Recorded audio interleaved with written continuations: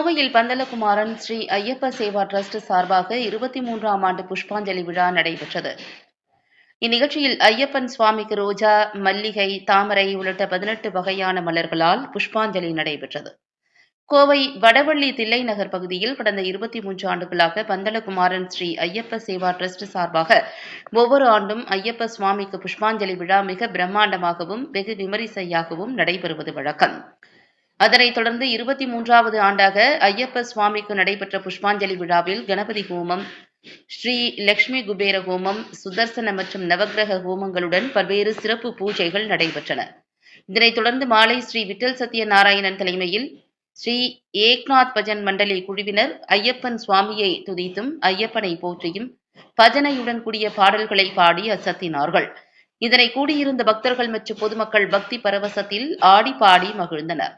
அதனைத் தொடர்ந்து ராஷ்டிரிய சனாதன சேவா சங்கத்தின் நிறுவன தலைவர் டாக்டர் எஸ். ராமநாதன் தலைமையில் ஐயப்பனுக்கு புஷ்பாஞ்சலி நடைபெற்றது.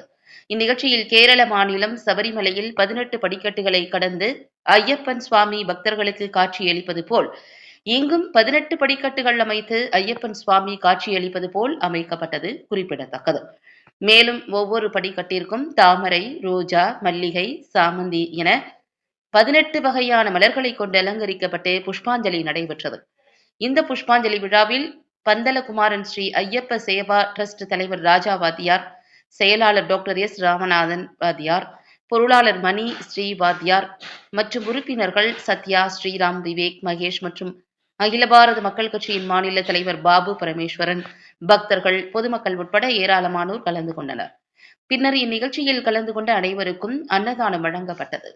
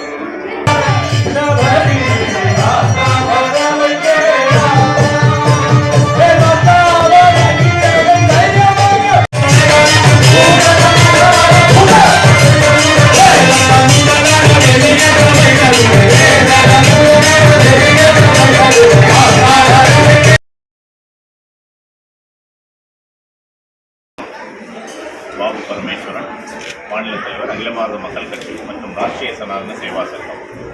இன்று 15/12/2024 வடவள்ளியில் நியூ தில்லை நகரில் வைதீக சமாஜம் பந்தல ஐயப்ப குமாரன் ஸ்ரீ ஐயப்பா சேவா டிரஸ்ட் நடத்தும் 23ஆம் ஆண்டின் சிறப்பான புஷ்பாஞ்சலி நிகழ்வு நடந்து கொண்டிருக்கிறது.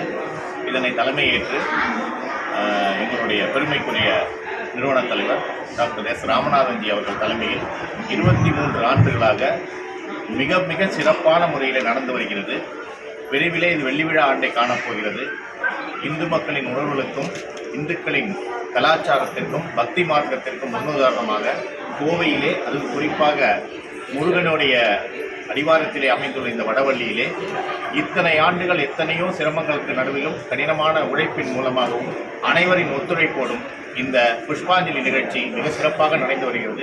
இதற்கு அனைத்து பக்த கோடிகளுக்கும், நம்முடைய சமாஜத்தை சார்ந்தவர்களுக்கும், இயக்கத்தை சார்ந்தவர்களுக்கும், இந்து உணர்வாளர்களுக்கும், பக்திமார்களுக்கும் எங்களுடைய அகில பாரத மக்கள் கட்சி சார்பிலும் எங்கள் நிறுவன தலைவர் ராமநாதன்ஜி சார்பிலும் நன்றிகளை தெரிவித்துக் கொள்கிறோம். போன்ற பக்தியான மக்கள் சிரத்தையோடு ஐயப்பனுக்கு 48 நாள் விரதம் இருந்து கடுமையான விரதத்தை மேற்கொண்டு அனைத்து சமயங்களை சார்ந்தவர்களும் ஐயப்ப மலைக்கு சென்று வருகிறார்கள்.